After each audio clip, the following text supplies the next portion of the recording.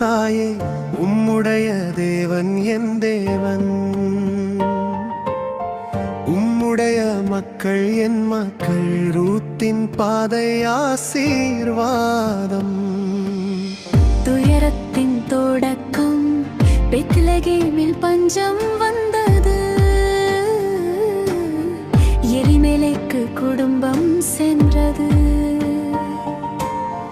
Naomi ரூத்து ஓர்பா வாழ்க்கை சோதனையில் வீழ்ந்தது. தீர்மானமான விசுவாசம் திரும்பினாள் நவோமி தாயார். நீங்கள் உங்கள் வீட்டுக்கு செல்லுங்கள் என்றார். ஆனால் ரூத்து கூறினாள் உறுதியாக, உம்மை நான் விடமாட்டேன் என்றார். விடமாட்டேன் உம்மை தாயே, உம்முடைய தேவன் என் தேவன், உம்முடைய மக்கள் என் மக்கள். ரூத்தின் பாதை ஆசீர்வாதம்.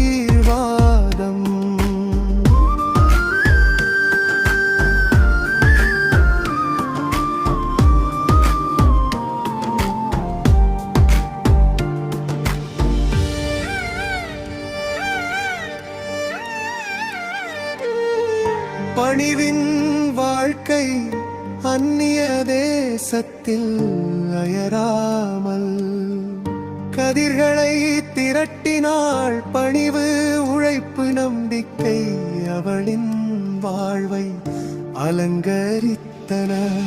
போவாசின் ஆசீர்வாதம், போவாசின் கண்களில் கருணை. ரூத்தின் நற்குணம் காட்சியாதது. தேவன் நடத்தும் மறைமுக வழி அவளுக்கு பாதுகாப்பானது. விடமாட்டேன் உம்மை தாயே, உம்முடைய தேவன் என் தேவன், உம்முடைய மக்கள் என் மக்கள். ரூத்தின் பாதை ஆசீர்வாதம்.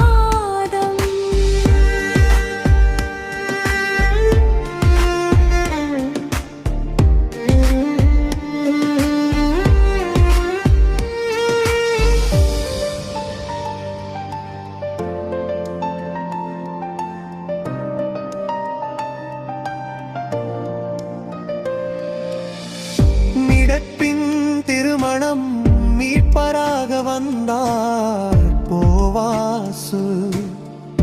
உறவின் கடமை நீர் நிறைவேற்றினார். ரூத்து மணமகளாய் மாறினார். வாழ்வு மகிழ்ச்சியால் நிறைந்தது.